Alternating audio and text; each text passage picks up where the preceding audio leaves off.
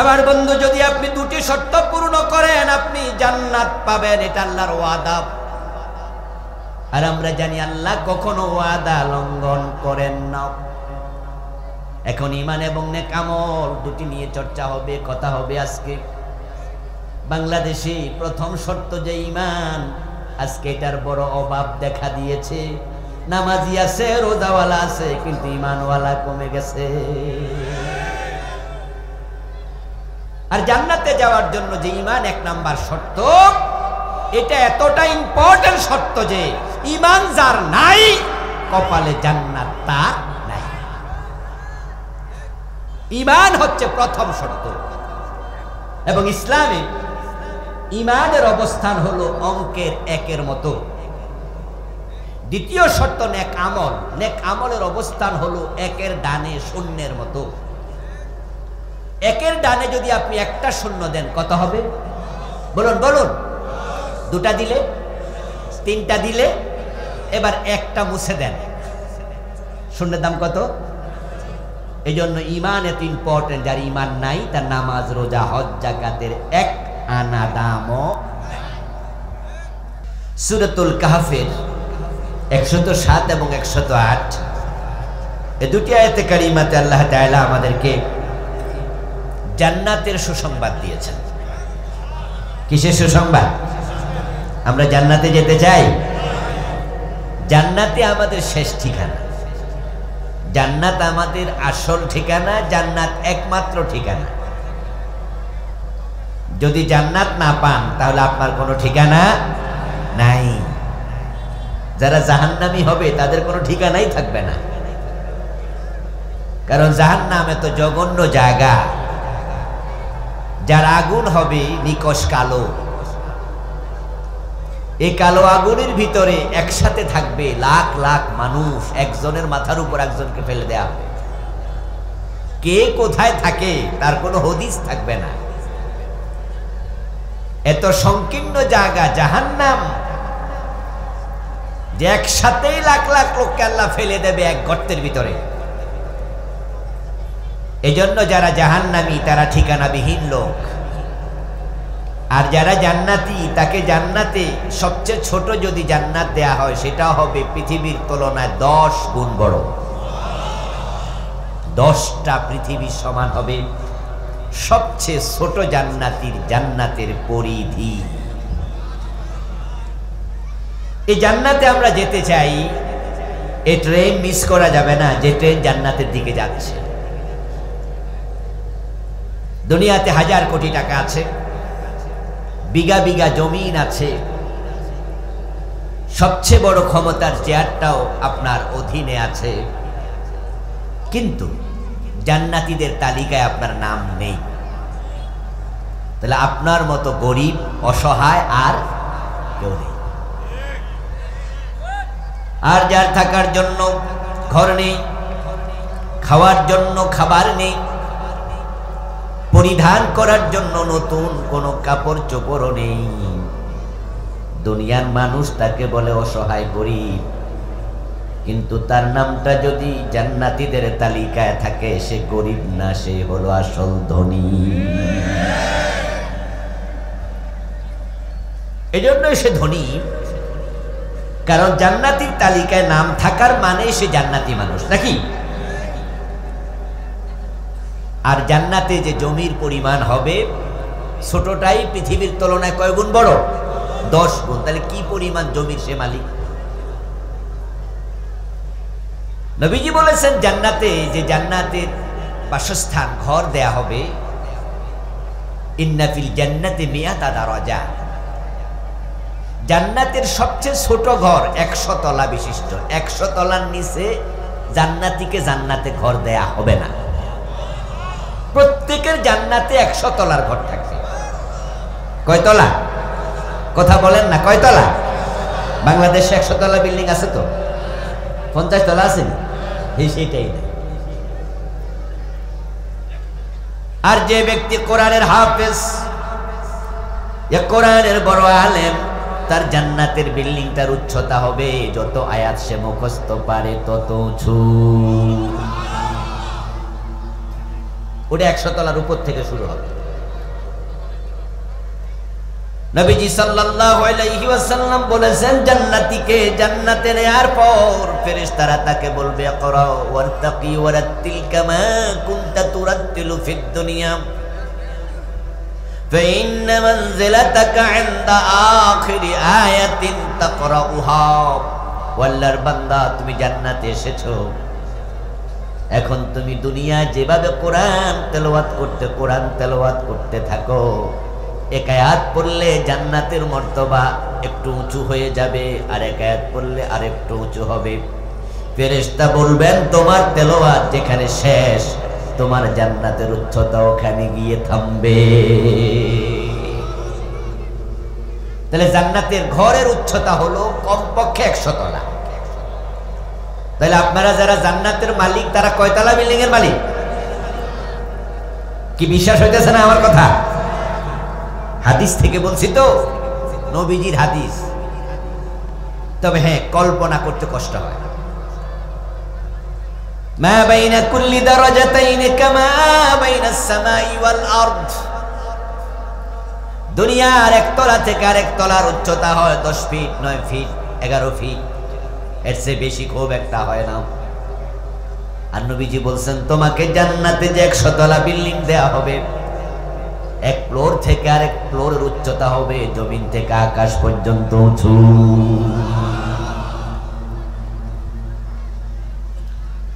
আল্লাহ নবীর একজন সাহাবী আবু হুরায়রা রাদিয়াল্লাহু তাআলা আনহু বলেন, নবীজির মুখ থেকে জান্নাতের খবর শুনে আমি নবীজিকে একদিন প্রশ্ন করলাম, ইয়া রাসূলুল্লাহ, আল জান্নাতু মা বিনাউহা। হে রাসূল, এত বড় জান্নাত আল্লাহ বানাইছে কি দিয়ে? আমরা তো দুনিয়ায় প্রাসাদ বানাই, ভবন বানাই, মাটি, সুরকি, আমরা দেই ইট, আমরা দেই পাথর। আল্লাহ জান্নাতটা কি দিয়া বানাইছে এত উঁচু করে? নবীজি জবাব দেন, লাবিনাতুম মিন যাহাবিন ওয়া লাবিনাতুম মিন ফিদ্দাতিন। জান্নাত ইট থাকবে, ইট দিয়া বিল্ডিং গুলো হবে, তবে একটা ইট হবে স্বর্ণের আর একটা হবে রূপার তৈরি।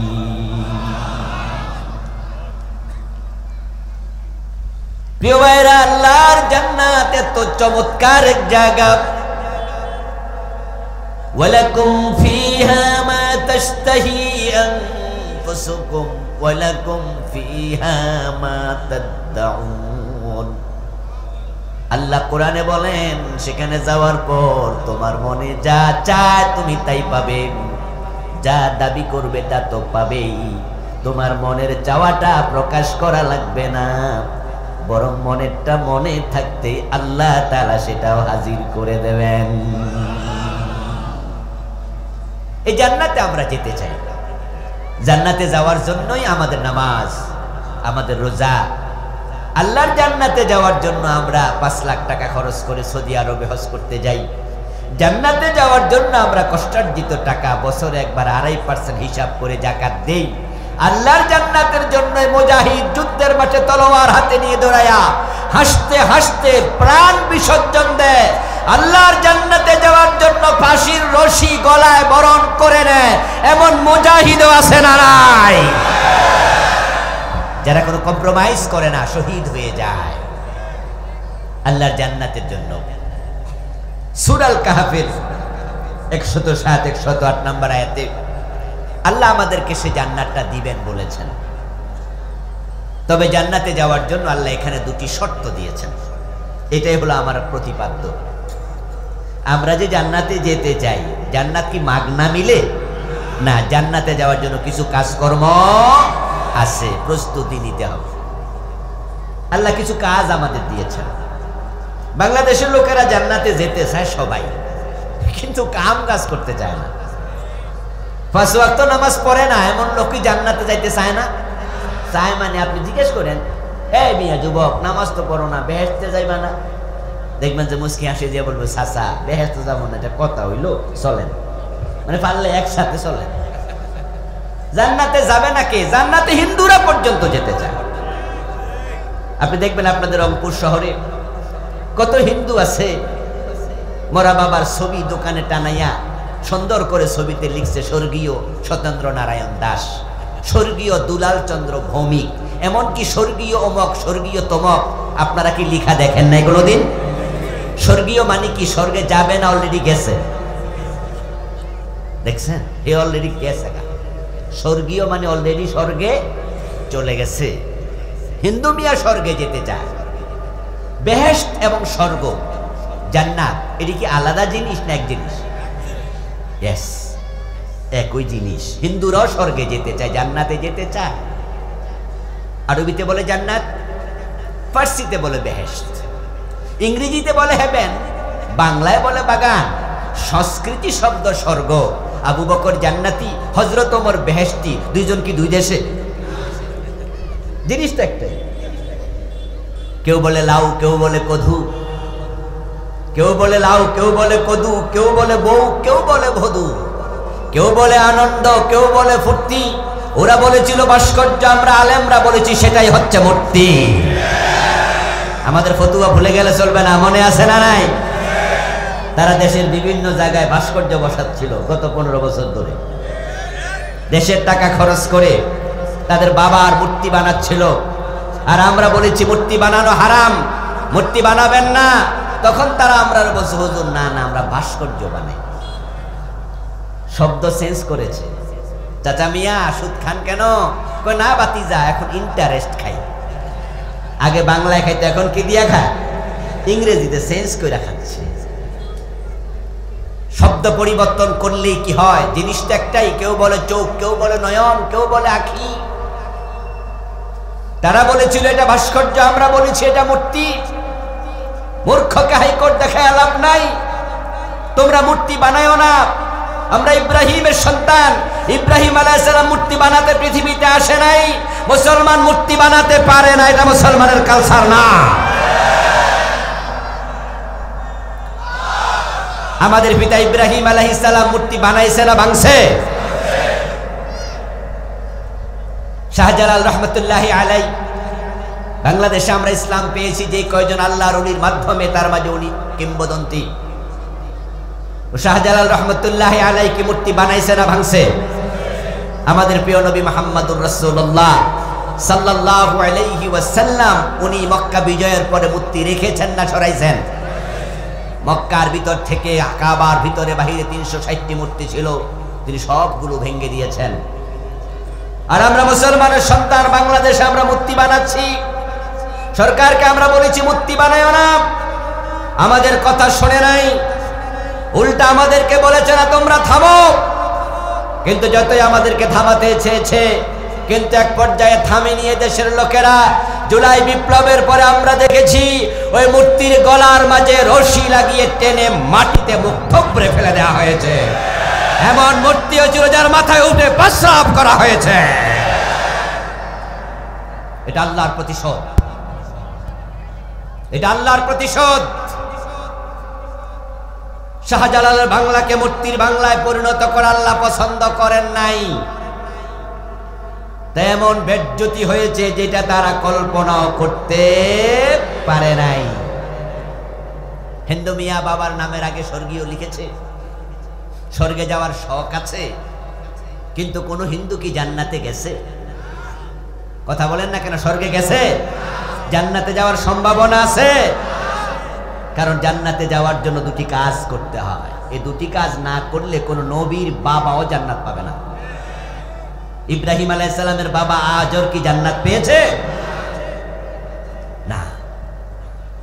আল্লাহর জান্নাতে যাওয়ার জন্য আল্লাহ তাআলা কোরআন মাজিদের বিভিন্ন আয়াতে দুটি শর্ত বলেছেন। সূরাতুল কাফের 107, সূরাতুল বুরুজের 11 নম্বর আয়াতে একই কথা বলেছে, ইন্নাল্লাযীনা আমানু ওয়া আমিলুস সালিহাতি লাহুম জান্নাতুন তাজরি মিন তাহতিহাল আনহার যালিকাল ফাওজুল কাবীর।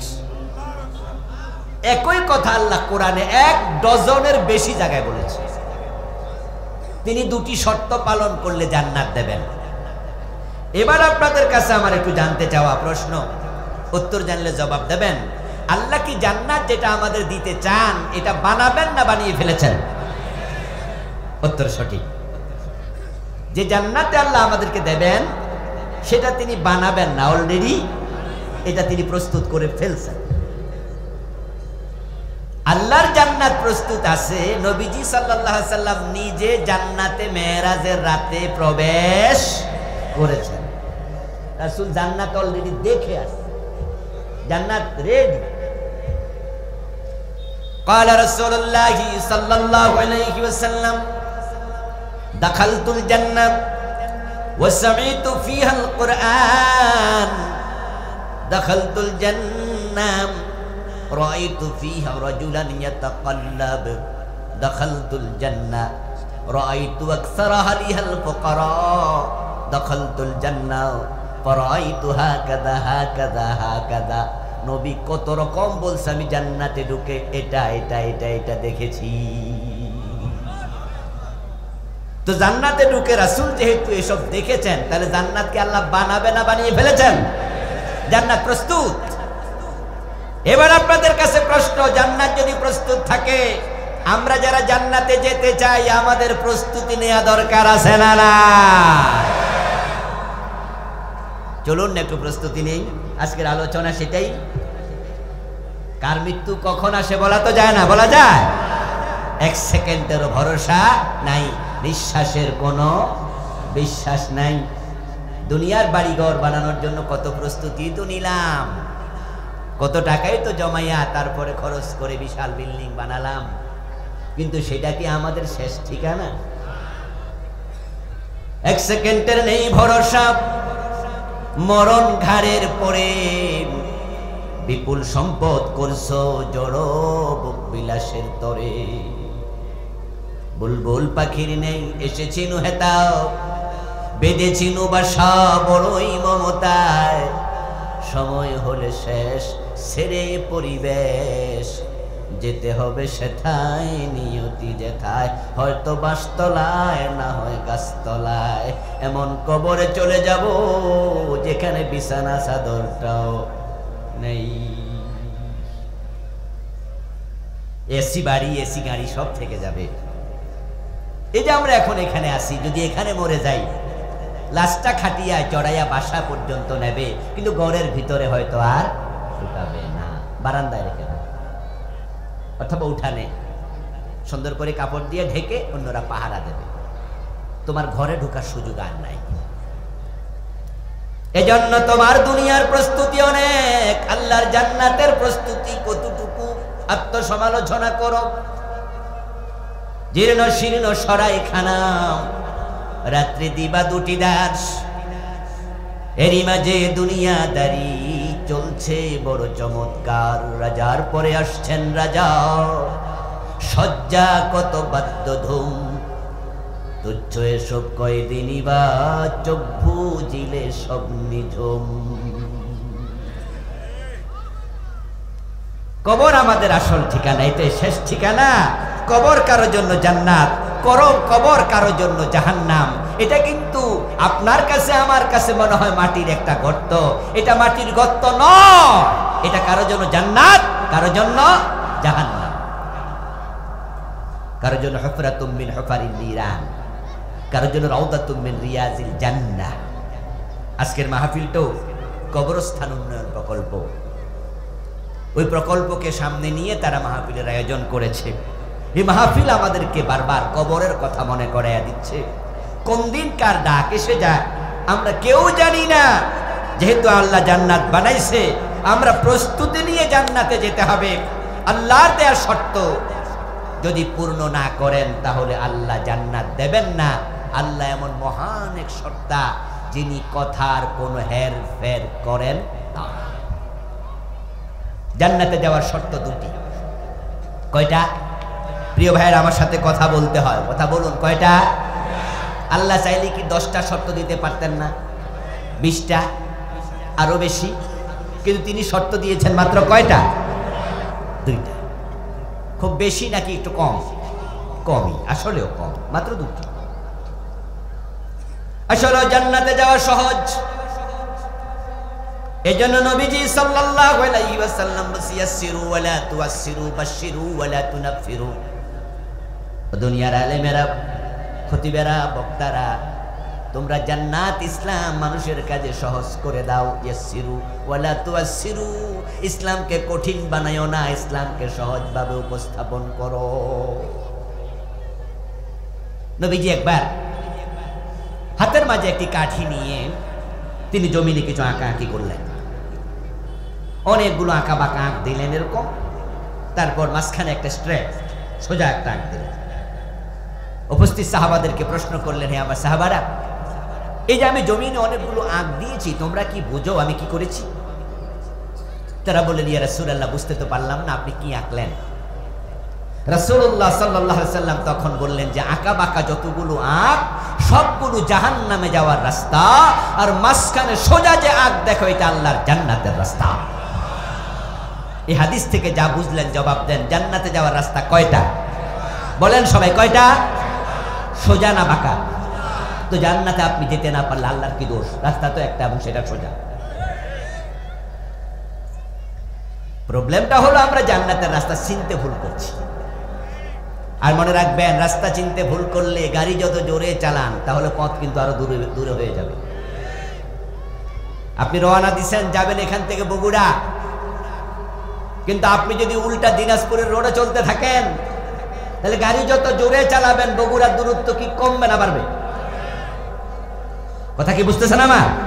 যাবেন আপনি যেখানে পথ না চিনে গাড়ি জোরে চালায় তো ব্যাক করার মতো কাজ করলেন, দূরত্বটা আর বাড়াই দিলেন। এই জন্য কেউ যদি ভুল ট্রেনে ওঠে তাহলে সে যদি নামতে দেরি করে তাহলে পথ কি কমে না আরো বাড়ে? কি করা উচিত? পরের স্টেশনে নেমে যাওয়া উচিত। যখন সে ভুল ট্রেনে উঠেছে তার উচিত হচ্ছে যখন বুঝবে তখন আর দেরি নাই, কারণ সে দেরি করলে ট্রেন আরো চলে যাবে। বাংলাদেশ অধিকাংশ লোক জান্নাতের রাস্তা চিনতে ভুল করছে। তারা আল্লাহর জান্নাতের রাস্তা চেনার জন্য কোরআনের কাছে যায় না, তারা বিভিন্ন দরবারে দরবারে দৌড়াচ্ছে। অথচ হেদায়েতের কিতাবের নাম কি? কোরআন। যালিকাল কিতাবু লা রাইবা ফীহি হুদাল লিল মুত্তাকিন। সূরা ফাতিহাতে আল্লাহ তাআলা আমাদের শিখিয়েছেন হেদায়েতের জন্য দোয়া করো, ইহদিনাস সিরাতাল মুস্তাকিম। বলো, আমরা প্রতিদিন নামাজের মাঝে দাঁড়ায় দাঁড়ায় আল্লাহকে বলি, আল্লাহ আমার সত্যের পথ দেখাও, হেদায়েত দাও। এখন হেদায়েতটা কোথায় পাওয়া যায় আমরা জানি না। প্রথম সূরা ফাতিহা, ওখানে আল্লাহ শিখাইলেন হেদায়েতের জন্য দোয়া করো।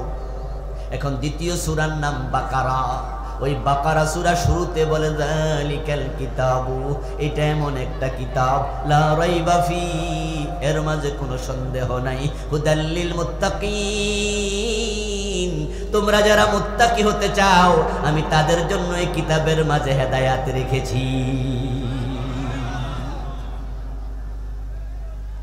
এখন যদি আমরা জান্নাতের পথ পেতে চাই, জান্নাত কিভাবে চেনা লাগে, যাওয়া লাগে, ওই পথ খোঁজা লাগে, আমাদেরকে আল্লাহর কোরআনের কাছে যাওয়া দরকার আছে না নাই? কিন্তু আপনারা যাচ্ছেন আটরশি, দেওয়ানবাগ, মাইজবান্ডা, এই জাতীয় দরবারে লোক আছে না নাই? কথা বলেন না, আছে কিনা? দুই চারজন মুরিদ আজকে এখানেও থাকার সম্ভাবনা আছে না নাই? কষ্ট নেবেন না, আমি বুঝাচ্ছি। আপনি মাঝবান্ডার যে গেলেন, আপনার মনেও কিন্তু আল্লাহর জান্নাত পাওয়ার চিন্তা বাসনা আছে। আপনি যে আটরশি গেলেন আল্লাহর জান্নাত পাইতে, আপনিও চান, আমি বুঝি। কিন্তু আল্লাহর জান্নাত পাওয়ার জন্য তো সবার আগে কোরআনের কাছে যাওয়া দরকার ছিল। আমাদের প্রত্যেকের বাড়িতে পাশের মসজিদে আল্লাহর কোরআন আছে না নাই? হেদায়েতের জন্য কোরআনের কাছে আপনি কয়বার গেলেন? কোরআন তো আপনি দেখে দেখেও পড়তে পারেন না। আপনি তো পীর সাহেব হুজুরের কাছে গেছেন হেদায়েতের জন্য, পীর সাহেব হুজুরের হাতে কি হেদায়েত আছে? আরে পীর সাহেবের নিজের হেদায়েতটা কার হাতে? তো পীর সাহেব আপনার হেদায়েত করতে। তবে হ্যাঁ, যে পীরের কাছে যাওয়ার পর পীর আপনাকে বলে দেয় তুমি কোরআন পড়ো, তুমি হাদিস পড়ো, তুমি আমার কাছে আসছো বাবা হেদায়েত পাওয়ার জন্য, জান্নাতের পথ চেনার জন্য, কিন্তু আমার হাতে তো হেদায়েত নাই, হেদায়েত তো কোরআনে। তাই আমি পীর, আমি তোমাকে বলছি তুমি কোরআন হাদিস পড়ো। বুঝবেন, এটাই হক্কানি পীর। যে পীর কোরআন হাদিস পড়তে বলে না সে হক্কানি পীর না। আগে আপনারা দেখেছেন যে বাংলাদেশে যেখানে বড় বড় আলেম ছিল, হক্কানি পীর ছিল, সেখানে তারা কোরআনের মাদ্রাসা বানাইছে।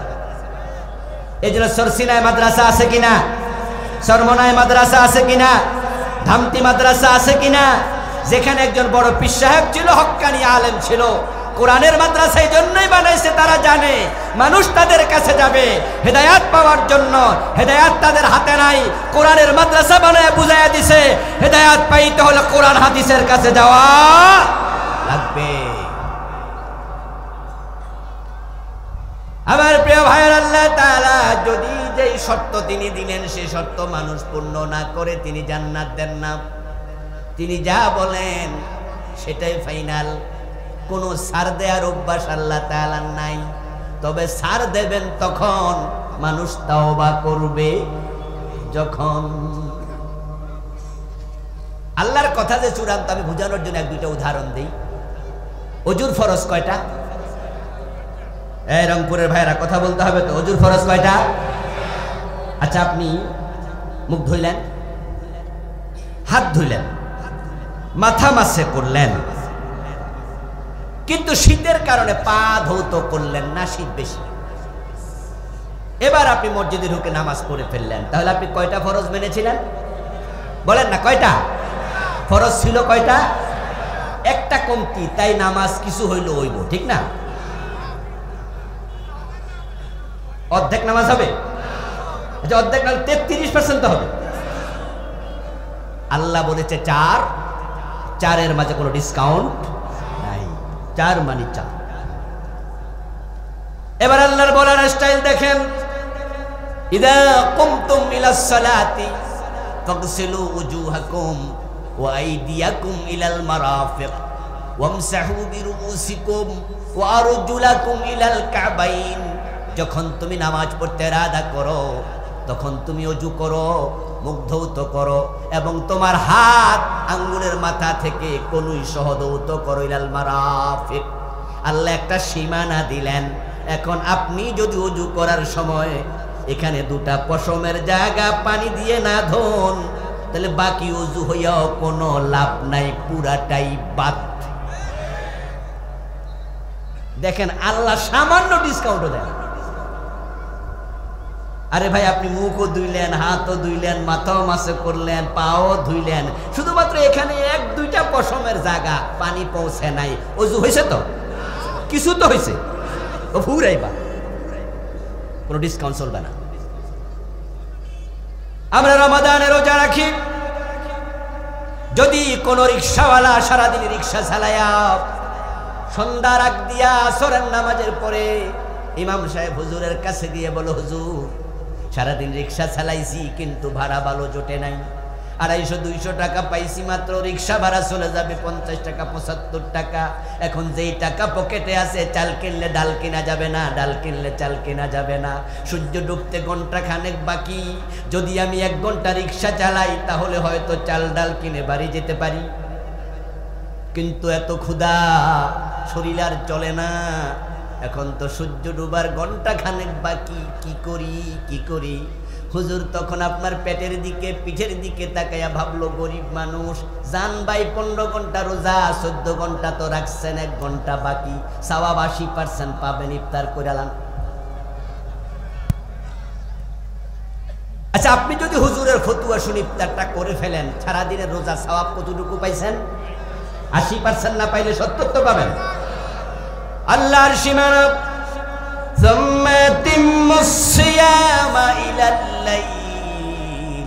যখন তোমরা রোজা রাখবে সূর্য ডোবা পর্যন্ত রোজা রাখো, রাত আসার আগে রোজা ভাঙার কোনো অধিকার তোমাদের নাই। যদি কোনো ব্যক্তি সূর্য ডোবার 2 মিনিট আগে ইফতার করে, সারাদিনের রোজাটাই বাদ, আল্লাহ সামান্য ডিসকাউন্টও দেন না। আল্লাহ তো বড়, তিনি যা বলে তার বাহিরে চলা যায় না, তার বাহিরে চলা যায় না। এবার বলুন তো, জান্নাতে যাওয়ার জন্য যে 2টি শর্ত আল্লাহ দিলেন, ওই 2 শর্ত পালন না করলে কি জান্নাত দেবেন? তিনি সিরিয়াস, দেবেন না। 1 নাম্বার শর্ত হলো ঈমান, ইন্নাল্লাযীনা আমানু। দ্বিতীয় শর্ত ওয়া আমিলুস সালিহাত, নেক আমল। কানাত লাহুম জান্নাতুল ফিরদাউসি নুজুলা। আল্লাহ বলছে যে ঈমান আনলো এবং নেক আমল করলো, 8টা জান্নাত, 8টা স্তর, 8টা দরজা, জান্নাতের 8টা ভিন্ন ভিন্ন নাম। এই জান্নাতগুলোর মাঝে সবচেয়ে বড় জান্নাতের নাম জান্নাতুল ফিরদাউস। ইন্নাল্লাযীনা আমানু ওয়া আমিলুস সালিহাতি কানাত লাহুম জান্নাতুল ফিরদাউসি নুজুলা। এই দুই শর্ত যে পূর্ণ করবে, আল্লাহর ঘোষণা, তিনি তাকে জান্নাতুল ফিরদাউস দিয়ে দেবেন। ওয়াজ শোনার পরে এখন খুশি হইতে পারেন, মনে মনে ভাবছেন যে হুজুর তাহলে তো সবাই আমরা জান্নাতি, ঈমানও আছে আমাদের, নেক আমলও আছে। কারণ আজকে আমার সামনে যারা আছে এখানে বেনামাজির সংখ্যা 5%ও নাই। না না ভাই, চেহারা বলে না সেটা। একবারে বেনামাজি কট্টর যারা, একবারে আজকে এক ওয়াক্ত পড়ে নাই এমন লোক রাতের 10:30 11টা বাজে মাহফিলের মাঝখানে বসে থাকবে, এমন সম্ভাবনা খুব কম। থাকলেও 5% 10%-এর বেশি হবে না। বরং চেহারার দিকে তাকাইলে বুঝবেন যে অধিকাংশই আমরা নামাজি। যারা বিড়ি টানে, গাঁজা খায়, নামাজ পড়ে না, তারাই মাহফিলে যদিও আসে ওই জিলাফি দোকানে আসে, ওই গুলগুলা দোকানে, হ্যাঁ বৈশা ওয়াজও শোনে, মাঝে মাঝে মোমবাতিও টানে। ওরা এত সৌভাগ্যবান নয় যে তারা মাহফিলে এসে বসে থাকবে। আপনারা নামাজি মানুষ, রোজাওয়ালা মানুষ, ভালো মানুষ, ঈমান আছে, আমলও আছে, তা আপনি ভাবতেই পারেন আপনি একজন জান্নাতি। আমি বলবো এই ভাবনা কোনো অপরাধ নয়। নিজের ব্যাপারে নিজের কনফিডেন্ট থাকা ভালো, আশা থাকা ভালো। হযরত ওমর বলেছেন, আল ঈমানু বাইনাল খাউফি ওয়ার রাজা। ঈমান হচ্ছে আশা এবং ভয় দুটার মাঝখানে। ওমর বলতেন যে আমি এমনটাই আল্লাহর কাছে আশা করি, আল্লাহ যদি জান্নাত কাউকে নাও দেয়, আমাকে আল্লাহ দেওয়ার ক্ষমতা আল্লাহর আছে। আবার আমি ভয় করি, আল্লাহ চাইলে আমাকে জাহান্নামও ফেলে দেওয়ার ক্ষমতা তার আছে।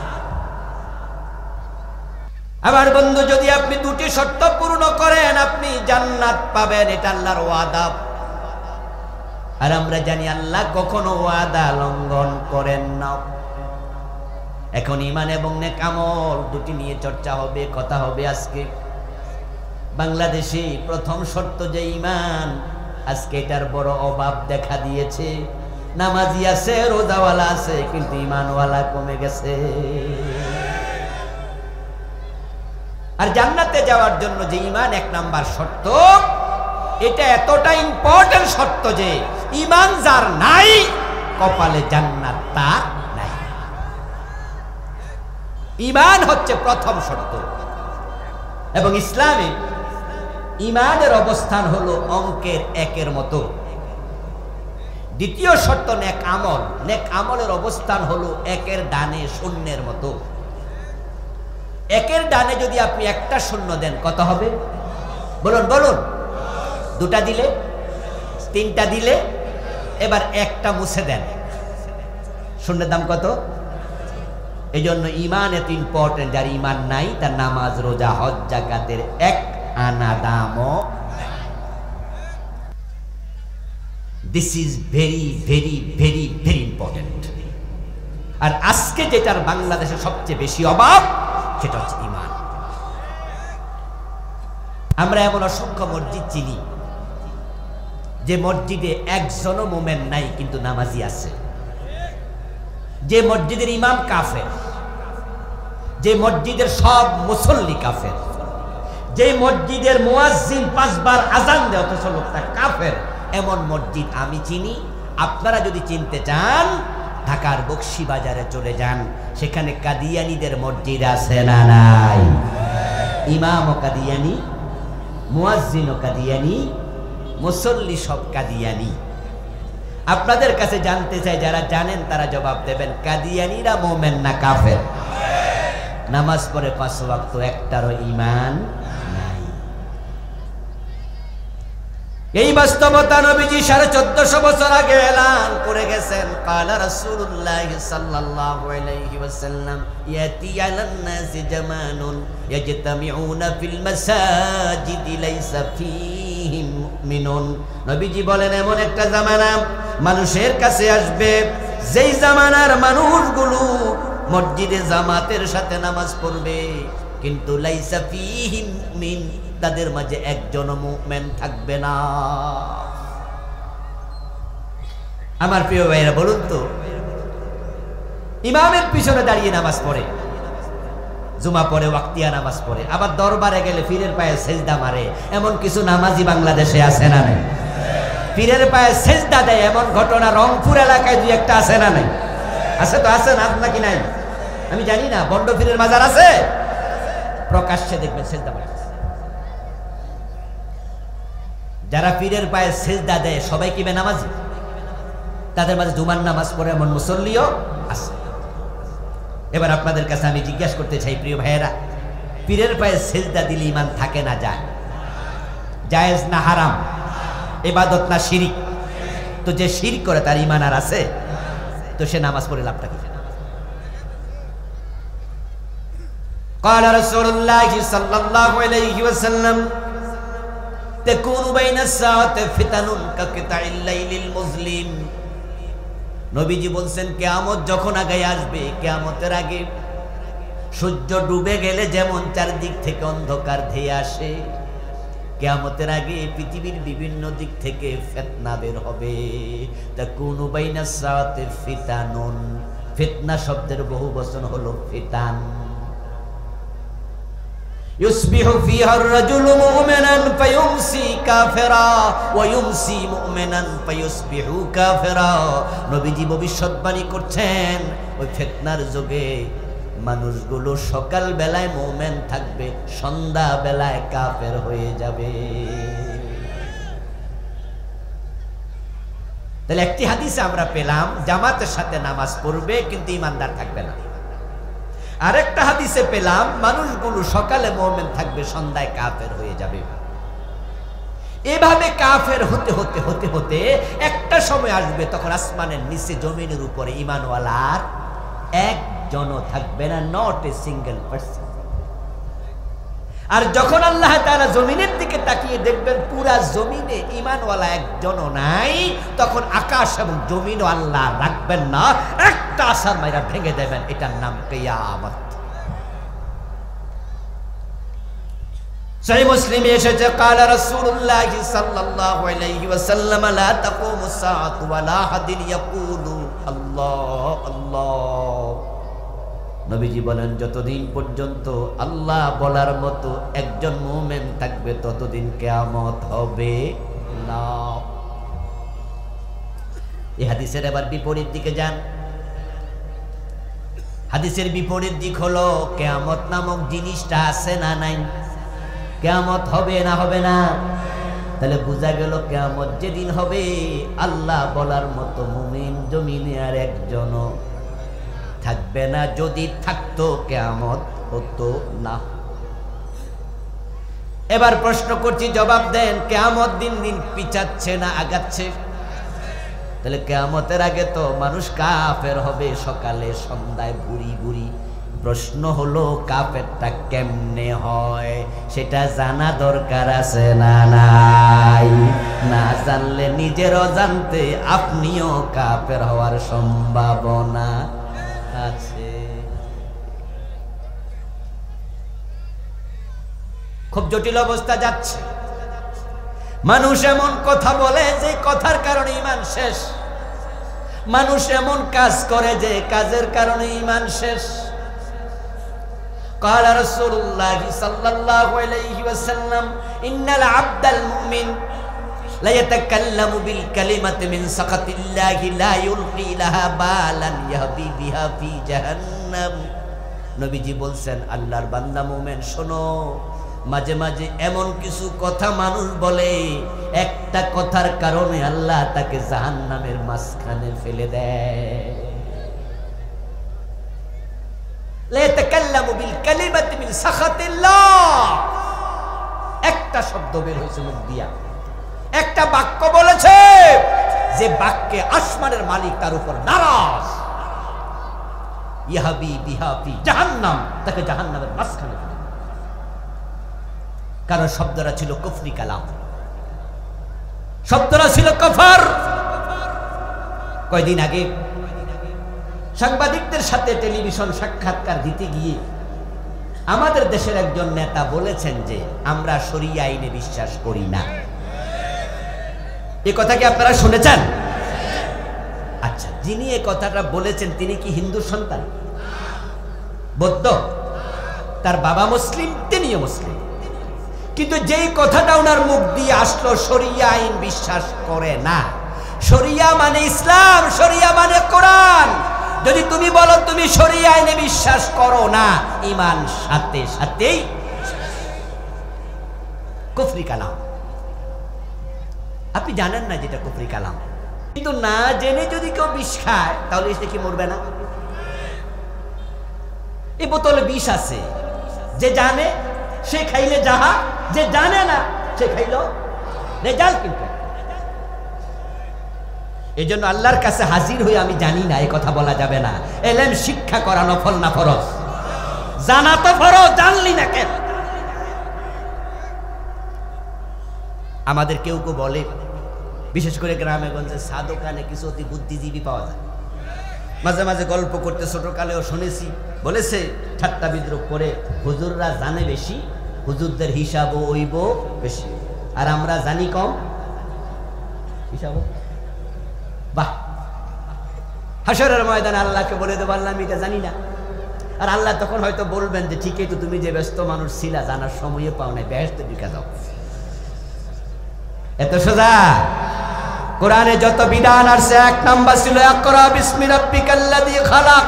ইকরা শব্দের অর্থ কি বলেন না? ইকরা অর্থ কি? তাহলে পড়লে জানা যায়, পড়ো নাই কেন, জানো নাই কেন, এটা হবে প্রথম প্রশ্ন। যারা জানে মানে না, কেন মানে না এজন্য মাইর খাবে, আর যে জানে না মানে না ডাবল মাইর খাওয়া লাগবে। কারণ শরীয়তের অনেক বিধান জানাও ফরজ, মানাও ফরজ। তা আমি জানছি মানছি না, তাহলে মায়ের হইল অর্ধেক। আর যারা জানছেও না মানছেও না, মায়ের কি ডাবল। আমার প্রিয় ভাই, এখন যারা কাফের হয় কাদিয়ানি, কেন কাফের হলো এই শব্দগুলো থেকে আমরা সেটাই শিখবো নিজেকে জানার জন্য। কাদিয়ানিরা নামাজ মানে, রোজা মানে, হজ মানে, যাকাত মানে, সব মানে, এরপরও তারা কাফের কেন হলো? তারা কি কোরআন পড়ে না? তারা কি কোরআন বোঝে না, কোরআন মানে না? উত্তর হলো তারাও 30 পারা কোরআন পড়ে, বোঝে, মানে। কাদিয়ানীদের মাঝেও বড় বড় আলেম আছে না নাই? 96-এ যখন বাংলাদেশে সরকার নতুন করে আসলো, 91 থেকে এক সরকার, 96-এ আরেক সরকার। কারা আসছে? আপনারা শিক্ষিত লোক, সচেতন, তারা জানেন। 96-এর সরকার যখন ক্ষমতায় আসলো, আমাদের ঢাকা ইসলামী ফাউন্ডেশন ওটার একজন ডিজি বানালো মাওলানা আব্দুল্লাহ উওয়াল নামে এক ব্যক্তিকে, যার মুখে সাদা দাড়ি ছিল, মাথায় টুপি ছিল, গায়ে পাঞ্জাবি ছিল। উনি মাওলানা টাইটেল পাশের সার্টিফিকেট ছিল, কিন্তু লোকটা ছিল কাদিয়ানি। প্রশ্ন করছি, তার ঈমান ছিল তো? তো টাইটেল পাস হুজুর, কিন্তু ঈমান নাই, কারণ তিনি কাদিয়ানি। আমাদের ঢাকা মাদ্রাসা আলিয়ার পাশে বকশীবাজারে কাদিয়ানীদের মসজিদ, যেটা ওই মসজিদে যিনি ইমামতি করে, তিনি কি নামাজটা সূরা সারা পড়া? তিনি কোরআন শরীফে সূরা দিয়ে পড়ে। কি আশ্চর্য ব্যাপার দেখেন, কাদিয়ানির ইমাম কোরআন শরীফে সূরা দিয়ে নামাজ পড়ায়, আর আমাদের ফতুয়া বেটা কাফের, কোরআন পড়লে কি না পড়লে কি তুই কাফের। কাদিয়ানী মসজিদের যিনি মুয়াজ্জিন, তিনি আযান দেয় 5 বার, আল্লাহু আকবার, আশহাদু আল্লা ইলাহা, বাংলা অর্থ কি? আল্লাহ ছাড়া কোনো, আশহাদু আন্না মুহাম্মাদুর রাসূলুল্লাহ, আযান দিচ্ছে। আচ্ছা, যে মুয়াজ্জিন আযান দেয় আশহাদু আল্লা ইলাহা ইল্লাল্লাহ, আশহাদু আন্না মুহাম্মাদুর রাসূলুল্লাহ, হেরে আমরা কেমনে কাফের কই? আসলে ব্যাপারটা কি? ও বন্ধু, কাফের হওয়ার জন্য আল্লাহর কোরআন পুরাটাকে অস্বীকার করার কোনো প্রয়োজন নয়। যদি কেউ পুরা কোরআন না মানে, সে তো কাফের, কোনো সন্দেহ নাই। যদি কেউ বলে আমি অর্ধেক মানি, 15 পারা মানি, আর 15 পারা মানি না, আমরা বলবো তুমিও কাফের। যদি কেউ বলে আমি 29 পারা মানি, 1 পারা মানি না, আমরা বলবো তুমি মোটামুটি মুমিন, ঠিক না? কি এই বলতে হবে কি? কেউ যদি বলে 113 সূরা মানি, আরেক সূরার খবর কি কয় মানি না, ঈমান আছে না গেছে? কেউ যদি বলে সব মানি, কোরআনের এক অক্ষর মানি না, একই ফতুয়া, এটা অঙ্কের মতো। 10 লাইনের অঙ্ক, 9 লাইন ঠিক লেখছেন, 1 লাইন ভুল লেখছেন, 10-এ কত? যে লেখে নাই সে কত? যে 5টা ভুল করছে সে কত? ঈমানের ক্ষেত্রে আল্লাহ কোনো কনসিডার করেন না। ঈমানের ক্ষেত্রে কনসিডার হবে তখন যখন সে নতুন করে তাওবা করে আবার মুমিন হয়। আর আমলের ক্ষেত্রে কনসিডার হবে তখন যখন সে আল্লাহকে সরি বলে, তাওবা বলে, ইস্তিগফার করে। এখন কাদিয়ানির প্রবলেমটা কোথায়? তাদের প্রবলেম হলো তারা কোরআনের শুধুমাত্র একটা মেসেজ মানে না, অক্ষর সংখ্যা 4, খা, আলিফ, তা, মিম, খাতামান নবিয়্যিন। নবীজির ব্যাপারে আল্লাহ কোরআনে যা বলেছে তার মাঝে একটা শব্দ ছিল নবী মুহাম্মদ শেষ নবী। রাসূল শেষ নবী, এর পরে আর নবী রাসূল নাই, এমন কথা আল্লাহর কোরআনে আছে কিনা? এটা বিশ্বাস করা নফল না ফরজ? যারা কাদিয়ানি তারা এটা বিশ্বাস করে না। 1835 সনে তৎকালীন ইন্ডিয়া এক ব্যক্তির জন্ম হলো, তার নাম গোলাম আহমদ কাদিয়ান। যৌবনে পদার্পণ করার পরে এই লোকটা হঠাৎ করে নিজেকে নবী দাবি করলো, অথচ আজ থেকে 1450 বছর আগে আল্লাহ বলছে, মা কানা মুহাম্মাদুন আবা আহাদিম মির রিজালিকুম ওয়ালাকিন রাসূলুল্লাহি ওয়া খাতামান নাবিয়্যিন। তিনি শেষ নবী। 1450 বছর আগের মেসেজ, নবুয়ত আর চলবে না, নবুয়ত বন্ধ। আর আজ থেকে 1500 বছর আগে গোলাম আহমদ কাদিয়ান বলে সে নবী। কোরআনের সেই আয়াতের সাথে তার অস্বীকৃতি হয়ে গেল, দ্বন্দ্ব লেগে গেল। কোরআনের আয়াতের উল্টা চিন্তা যে করে তার ঈমান আর থাকবে না, সে কাফের হয়ে গেল। এবার তাকে যারা নবী হিসাবে মানলো তাদের ঈমান আছে? কয় জায়গায় ভুল করছে তারা?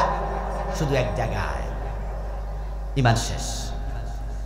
30 পারা মানি না, কাফের। শুধু এক অক্ষর মানি না, সেও কাফের, সেও বেঈমান। ঈমান ছাড়া জান্নাত মিলবে না। এবার বলুন তো, জান্নাতে যেতে হলে কুফরি থেকে নিজেকে বাঁচানো দরকার আছে না নাই? কুফরি থেকে বাঁচো, কুফরি থেকে বাঁচো। মনে মনে কি ভাবছেন যে আমরা তো কাদিয়ানি না, তাহলে আমি বেঁচে গেলাম। এবার আপনাকে আরেক জায়গায় যাই। ইবলিস শয়তান, ওর ব্যাপারে আপনাদের কনসেপশন বলুন তো, ইবলিস কি মোমেন না কাফের?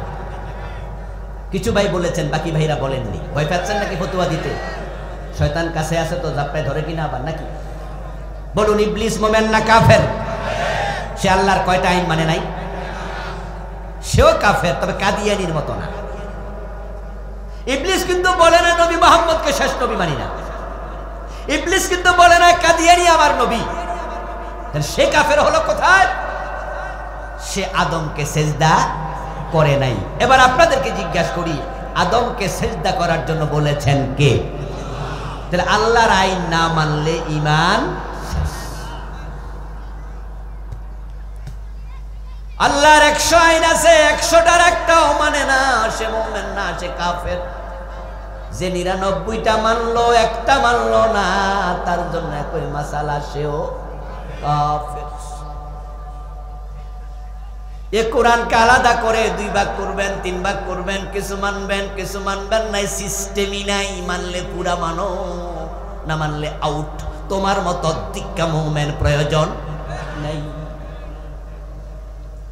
قال رسول الله صلى الله عليه وسلم إنما المؤمن كالجمل الأنف حيثما قيد ينقاد।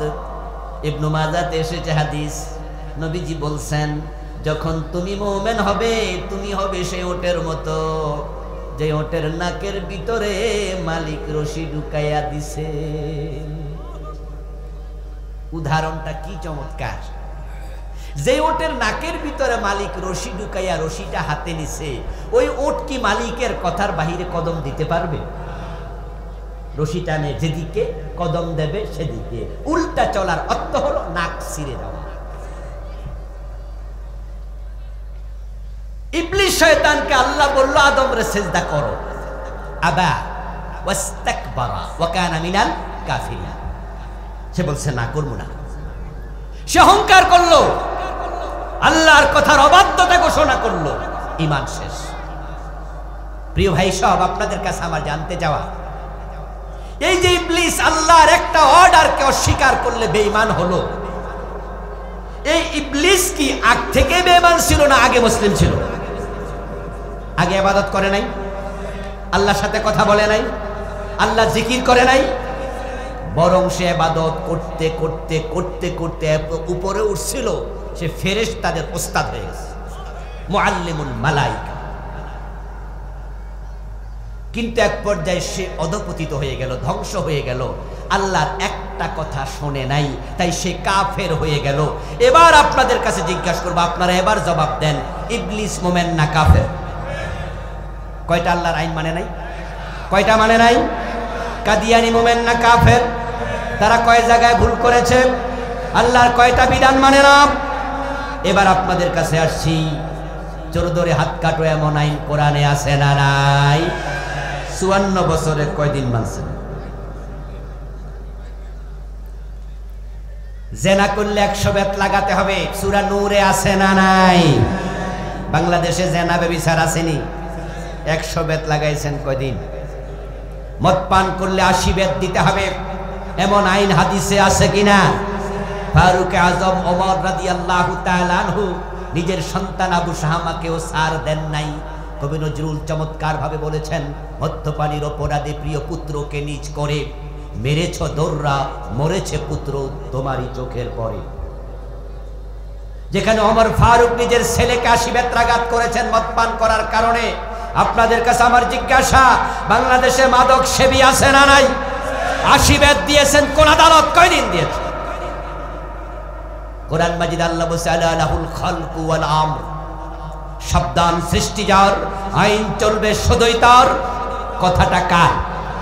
মেহরবানি করে জবাব দেন, কথাটা কার? একটু জোরে আওয়াজ দিয়ে বলুন তো, সৃষ্টি কার? আইন চলবে কার? 54 বছর বাংলাদেশ আল্লাহর আইনে কয়দিন চলেছে? তো ইবলিস মানে নাই আল্লাহর আইন কয়টা?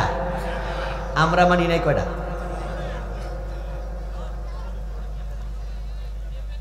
কাদিয়ানি ধরা খাইছে কয় জায়গা? আমরা ধরা খাইছি কয় জায়গা? তো সব ফতুয়া ওদের দিকে, নিজের খবর কি? এই জন্য আমি বলেছিলাম ইমানদার কমে গেছে, তবে এখনো ইমানদার কিছু আছে। সবাই বেঈমান হলে আসমান থাকতো না। আলহামদুলিল্লাহ, আমরা আল্লাহর কিছু বান্দা এখনো কথা বলে যাচ্ছি। বিগত ফ্যাসিস্ট আমলও কথা বন্ধ করি নাই। একটাই ঘোষণা, আল্লাহর আইন ছাড়া বাংলার জমিনে কারো আইন মানি না, মানি না, মানি না।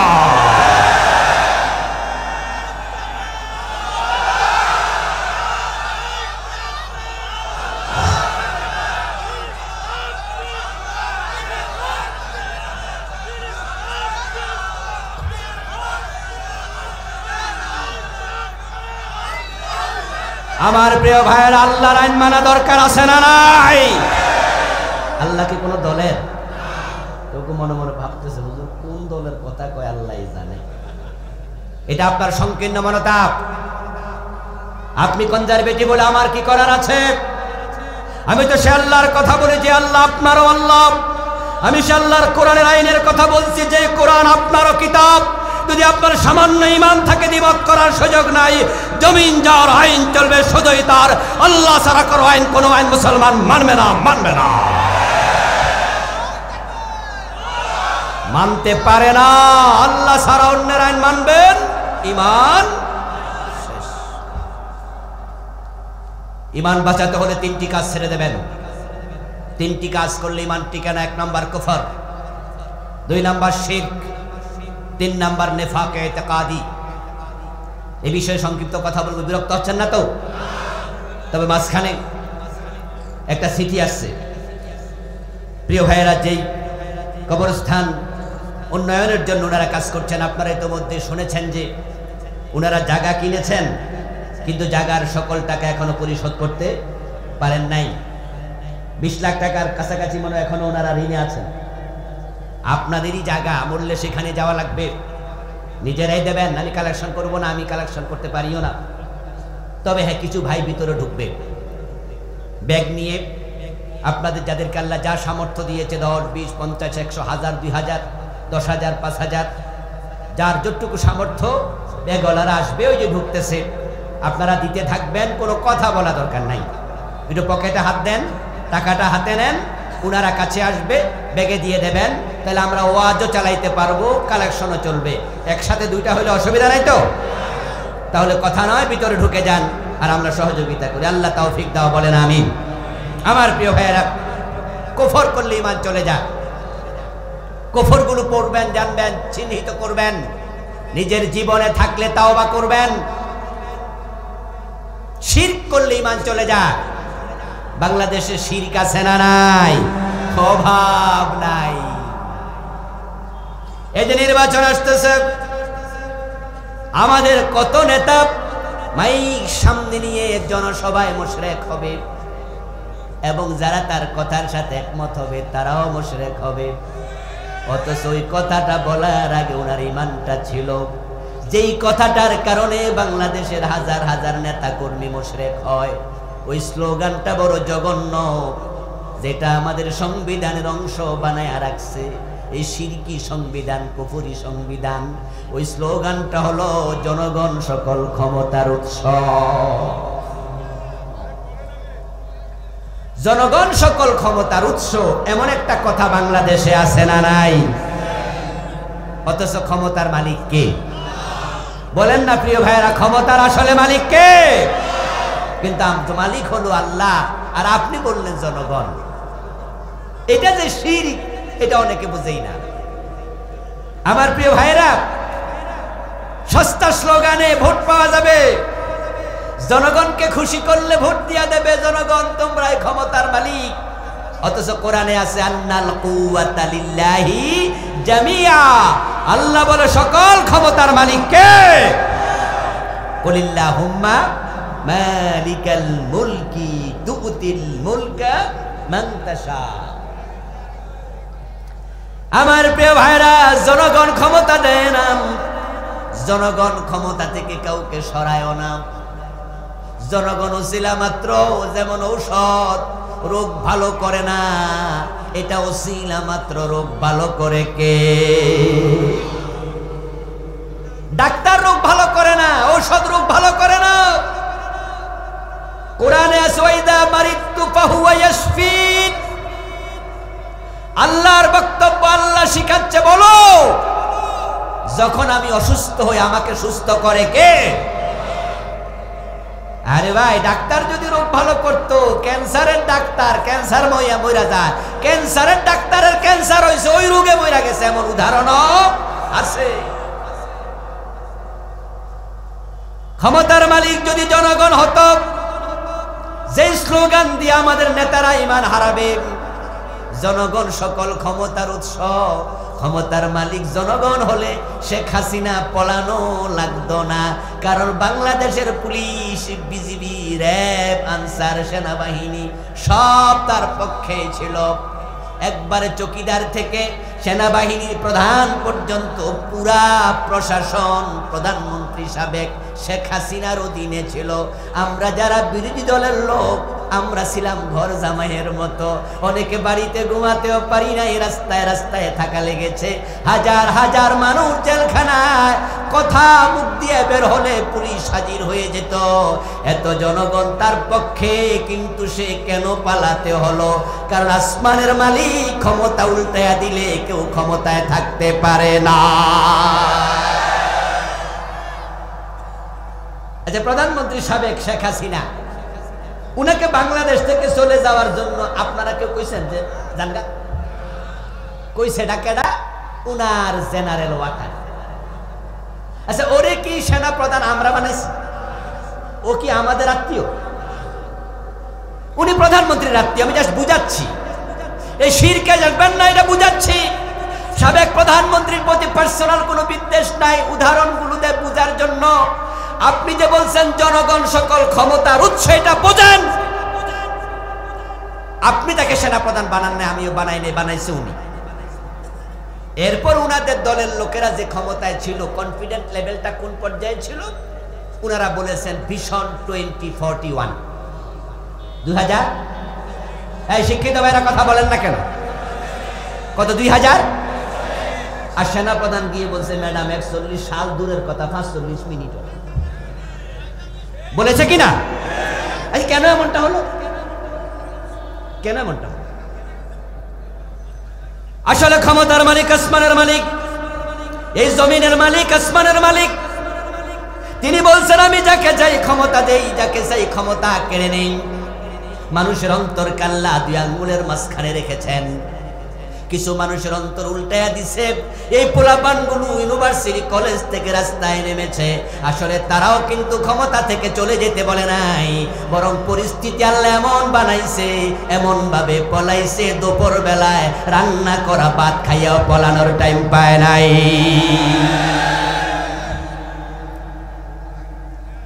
এরপরেও যদি আপনারা বলেন জনগণ ক্ষমতার উৎস, তা আপনাদেরকে আর বুঝাবো কেমনে? এখন থেকে শিরকি স্লোগান দেয়া যাবে না। আওয়াজ করে বলুন সকল ক্ষমতার মালিক কে? ফেরাউনের নাম শুনছেন? আচ্ছা, ফেরাউনরে পানিতে চুবাইছে কে? নিশ্চয় আল্লাহ। কোনো সন্দেহ আছে? আচ্ছা, যখন ফেরাউন পানিতে ডুবে মরে তখন কি ঘুমেছিল? একা ছিল? পদত্যাগ করছিল? মিশরের প্রেসিডেন্ট ফেরাউন, আমি গিয়েছিলাম মিশরে, জাদুঘরে তার লাশ দেখে এসেছি, শটান শুয়ে আছে। আল্লাহ তার লাশটাকে পচতে দেন নাই, গলতে দেন নাই, এটাকে রেখে দিছে আমাদের শিক্ষা নেওয়ার জন্য।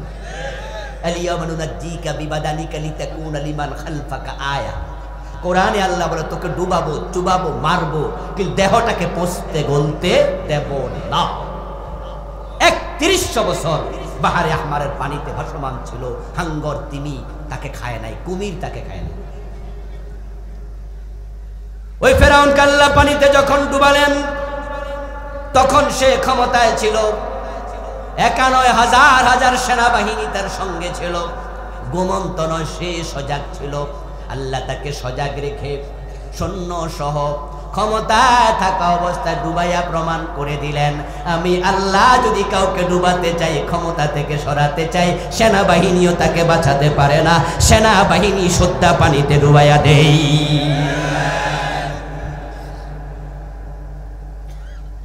শিরক আমাদের দেশে আরো আছে, অগণিত। চিনবেন, চিহ্নিত করে জীবন থেকে সরাবেন, নিফাক সরাবেন, ঈমান বাঁচবে। জান্নাতে যেতে হলে ঈমান বাঁচাতেই। দ্বিতীয়, ওয়া আমিলুস সালিহাত, নেক আমল। এখন নেক আমলটা কি? এদেশের লোকেরা এখানেও অনেক জাহালাতের মাঝে আছে। অধিকাংশ মানুষ মনে করে নামাজ, রোজা, হজ, যাকাত এগুলোই নেক আমল।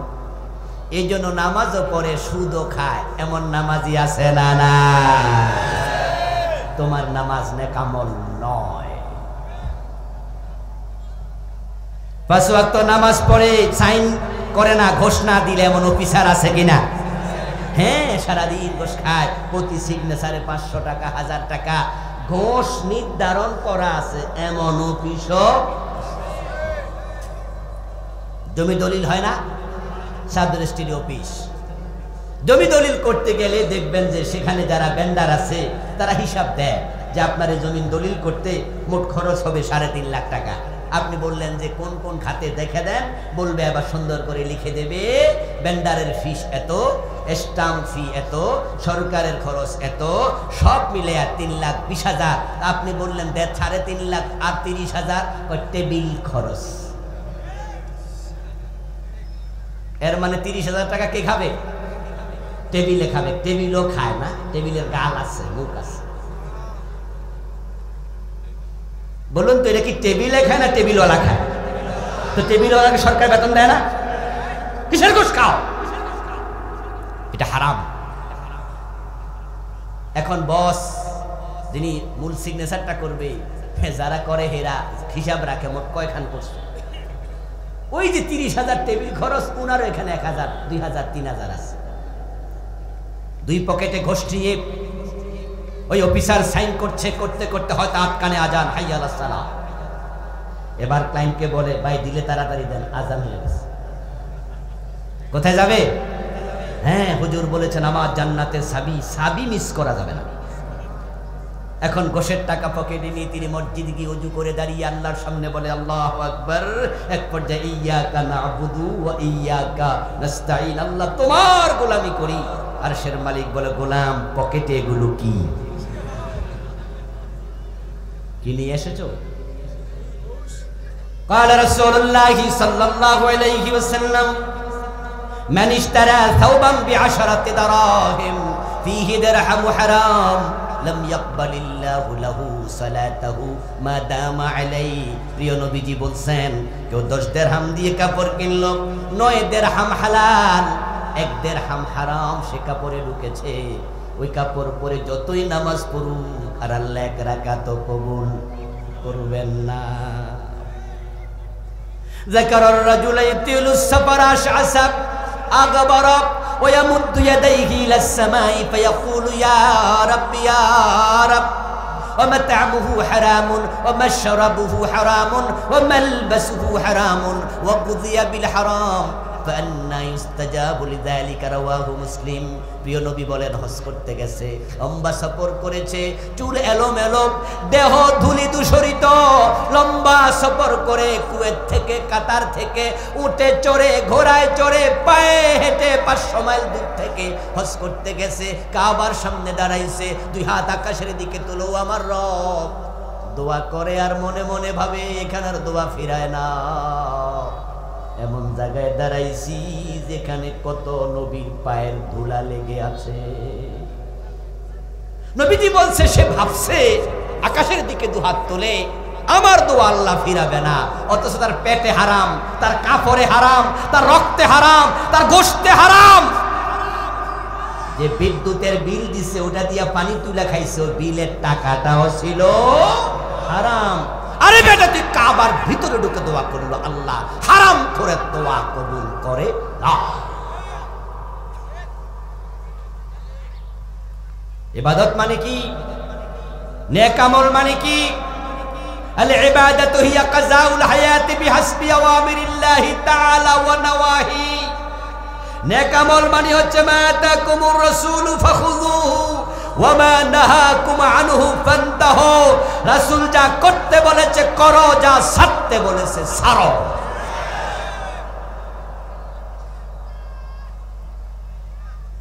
এই গ্লাসের পানিটা পবিত্র, কিন্তু এর মাঝে প্রস্রাব ঢেলে দিলে শেষ। হারাম খাইলে ইবাদত হয় না, সুদ খাইলে, ঘুষ খাইলে, চাঁদাবাজি করলে তোমার আমল আর আমল থাকে না। চাঁদার জন্য মানুষের মাথা ভাঙ্গে লাগবা পাথর দিয়া পিটাইয়া, আবার নামের আগে আলহাজ লেখা ভোট চাইবা, এসব চলবে না রে ভাই। যদি ভালো হয়ে যাও দুনিয়াও শান্তি, আখেরাতে মুক্তি মিলবে। খারাপ হলে দুনিয়া ভালো থাকতে পারবা না।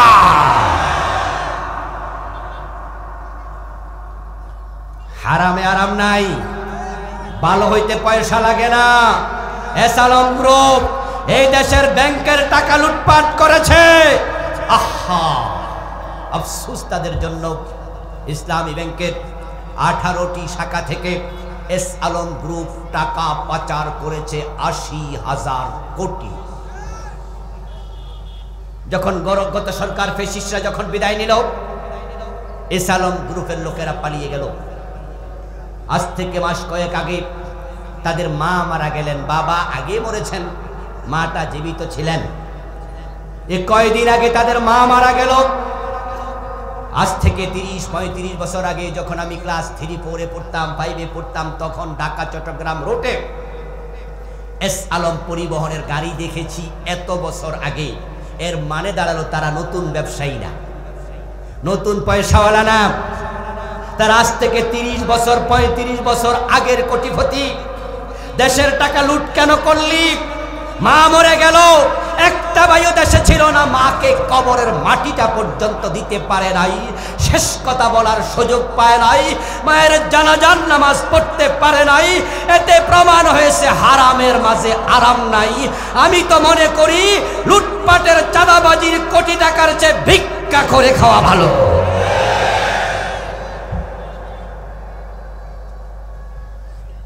প্রিয় ভাইয়েরা আমার, নেকামল হচ্ছে ফরজ ধরো, হারাম ছাড়ো, দুইটা একসাথে চলবে না। আপনি হাজী সাহেব, আপনার মেয়েটা বোরকা ছাড়া কলেজে যায়,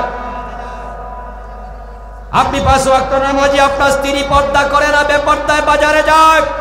কান খুলে শোনো মুসলমান, যে স্ত্রী পর্দা করে না তার স্বামী দায়ুস, যে বোন পর্দা করে না বড় ভাই দায়ুস, যে মেয়ে পর্দা করে না তার বাবা দায়ুস।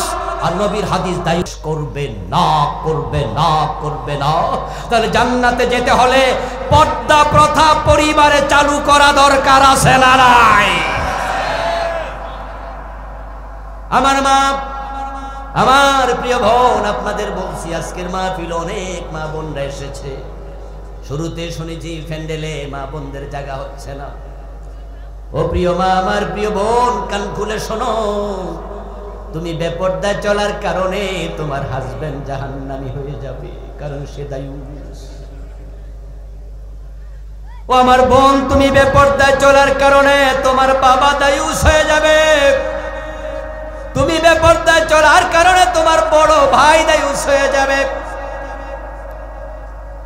আর যে মেয়েটা তার সুন্দর চুল ছেড়ে দিয়া রাস্তায় হাঁটে, যুবকরা তাকে দেখে কবিরা গুনাহ করে, প্রতিটা চুল কিয়ামতের দিন সাপ হয়ে তাকে দংশন করবে। যদি কোন সুন্দরী যুবতী সেজে গুজে বেপর্দায় রাস্তায় বের হয়, যত পুরুষ তার দিকে কামুক নজরে তাকায়, প্রত্যেকের যদি একটা করে গুনাহ হয়, যদি 1000 পুরুষে তাকায়, প্রত্যেকের একটা করে গুনাহ, কিন্তু মেয়েটার একা 1000 কবিরা গুনাহ হয়ে যাবে। মা আমার, বোন আমার, তোমাদের বলছি পর্দা করো। তোমার পেটের সৌন্দর্য পরপুরুষ যেন না দেখে।